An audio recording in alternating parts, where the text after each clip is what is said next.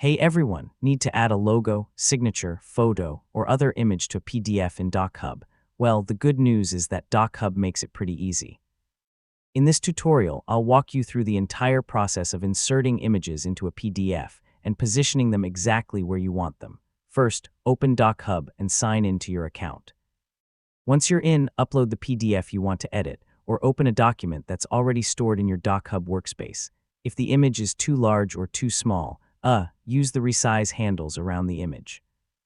Drag the corners to adjust its dimensions while maintaining a clean appearance within the document.